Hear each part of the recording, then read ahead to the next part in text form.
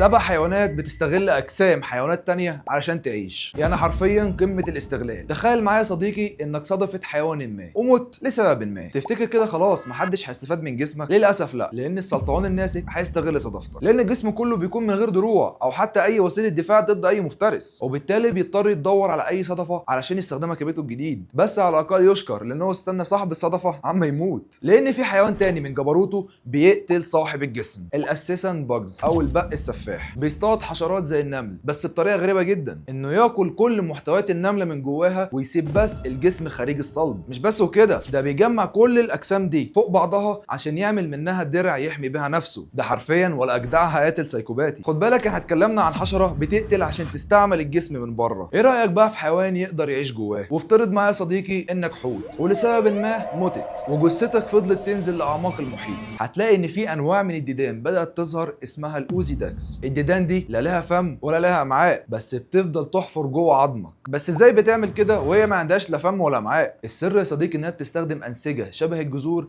عشان تحفر جوه عظمك، وكمان بتعتمد على بكتيريا تكافليه عشان تستفيد من بواقي الاكل، يعني لا في البر مرتاح ولا في البحر مرتاح. بس ثانيه واحده، انت نسيت تعمل اشتراك صح يا صاحبي؟ ده في اكتر من 90% من اللي بيتفرجوا على الفيديو مش مشتركين اصلا، فانزل دلوقتي دوس اشتراك وخد لك لفه في القناه، هتلاقي محتوى يعجبك. كل اللي فات كوم واللي جاي ده كوم تاني خالص، لان الكائن ده ما عندوش اوبشن اساسا ان هو يستناك تموت، وهو طفيل الساكيولينا. اول حاجه بيعملها ان هو بيدخل جوه جسمك ويعمل شبكه معقده من الانسجه تخليه يسرق كل مغذياتك، ويا ريته يسرق اكلك وبس، ده كمان بيغير من سلوكك، وللاسف بيخليك ما تعرفش تتجوز. حرفيا كله للجواز. تسرق اكلي ماشي، ده غير سلوكي ماشي، بس ما تقربش من الجواز. بس احنا كل ده وما وصلناش لليفل الوحش. واسف اني تعبتك معايا، بس نفترض انك سمكه وانت بتبلبط كده في امان الله، ممكن يلمحك طفيل اسمه غريب،